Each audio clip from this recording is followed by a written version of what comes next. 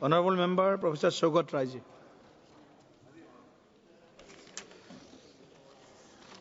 I rise to speak on the Immigration and Foreigners Bill 2025. ये bill मार्च 11, 2025 में introduction किया गया था। उस समय मैं इंट्रोडक्शन को विरोध किया, मनीष तिवारी भी इंट्रोडक्शन का विरोध किया और उसके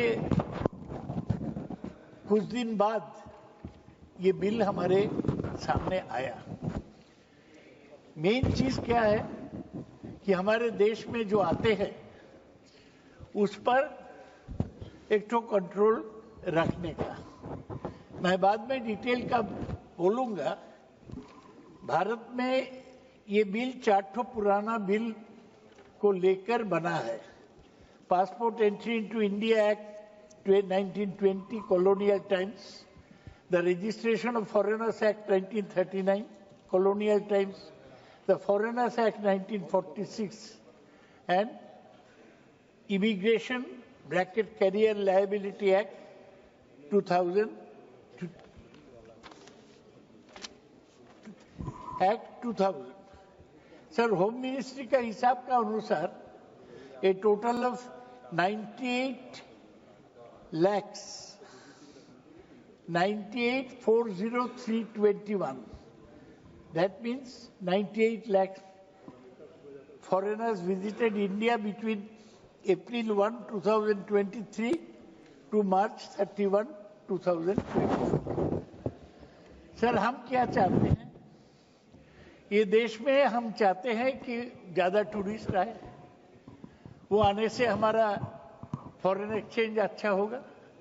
हम ये भी चाहते हैं कि कोई अनडिजायरेबल एलिमेंट हिंदुस्तान में नहीं घुसे। Main thing is to have a balance, संतुलन होना चाहिए। हम जो लोगों को लाते हैं, हम एडवर्टाइज करते हैं सारा दुनिया में कि भारत में आओ, ताजमहल देखो, लाल किला देखो, राम मंदिर भी देखने आएंगे, वो मुझे पता नहीं, वो तो केवल हिंदू लोग आ सकते हैं, बाहर में जो लोग रहते हैं। हाँ, तो ये सर हो सकता, लेकिन हम चाहते हैं सबसे ज्यादा लोग आए हैं बांग्लादेश से, यूनाइटेड स्टेट्स से 17 लाख लोग आए थे और यूके से 9,86,000 लोग आए थे।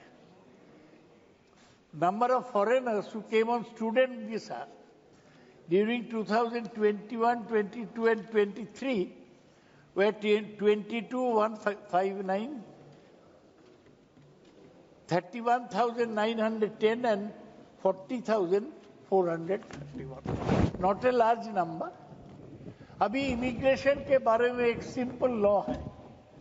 हम फिजिक्स में बोलते हैं water flows from a level of higher pressure to lower pressure. Immigration में भी ये है,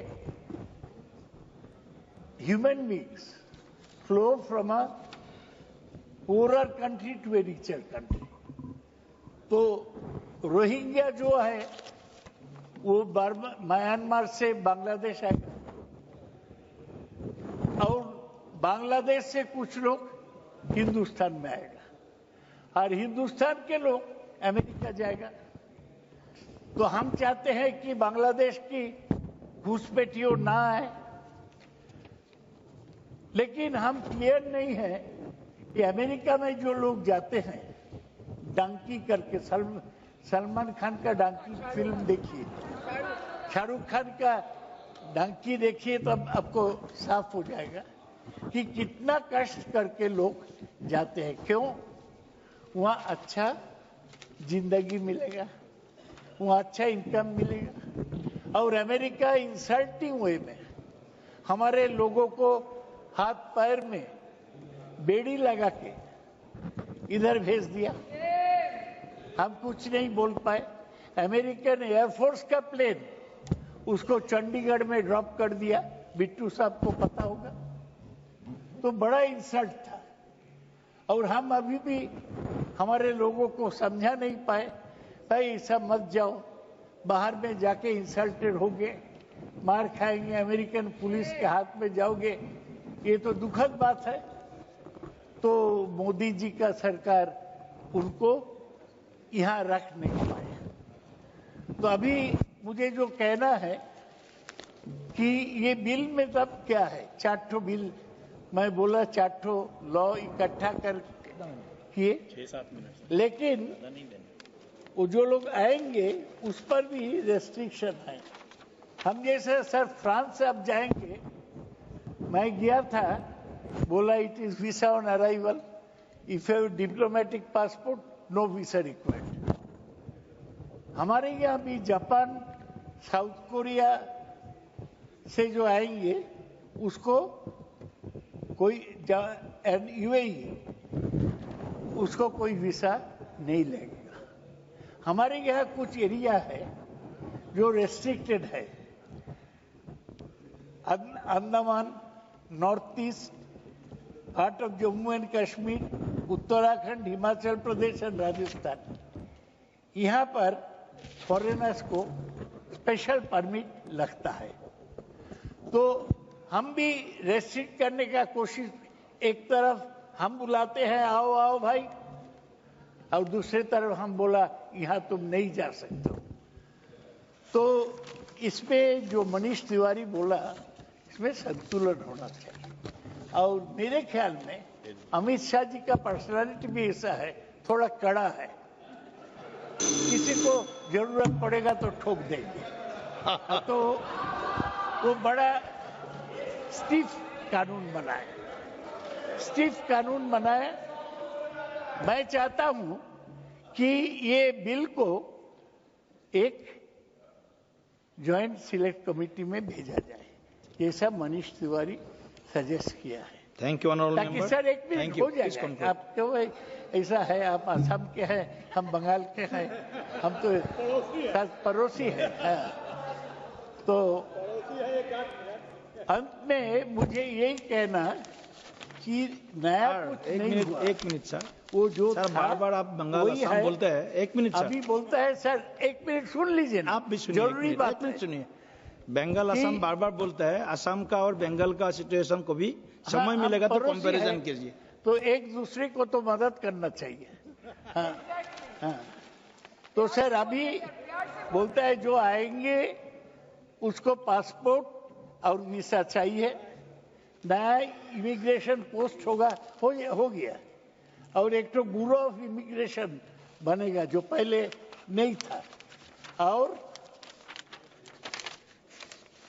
जो 2 डाउटफुल सब्जेक्ट है, एक है वो एजुकेशनल इंस्टीट्यूशंस एंड यूनिवर्सिटीज, इन लोगों का कंपलसरी है कि सरकार को बताएगा अगर फॉरेन से कोई आया। एक तरफ से ये अच्छा है, थैंक यू सर, क्योंकि थैंक यू, बहुत फॉरेनर आते हैं अफ्रीकन कंट्रीज से। Thank you sir. वो कल का सर सुनिए ना, 1 minute sir, Honorable 1 minute member, हो गया सर, ये बहुत जरूरी। वो आते हैं, वो हमारा कलकत्ता में आके फुटबॉल खेलता है 200-500 रुपया से, और फिर कहाँ पहुंच जाते पता नहीं। तो उनको रेस्ट्रिक्शन होना चाहिए। Thank you. लेकिन ये भी तो चाहिए कि फॉरेन स्टूडेंट्स हमारे यूनिवर्सिटी में पढ़े, हमारे यूनिवर्सिटी का स्टैंडर्ड थोड़ा अच्छा हो। हमारे लोग Oxford, Cambridge, California, Harvard, Princeton में जाते हैं, तो बाहर के लोग नहीं आएंगे क्यों? थैंक यू तो ऑनरेबल अमित मेंबर। शाह जी जो कानून ऑनरेबल बना रहे हैं, मेंबर श्रीमती बाहर कानी के मुझे लोग जी।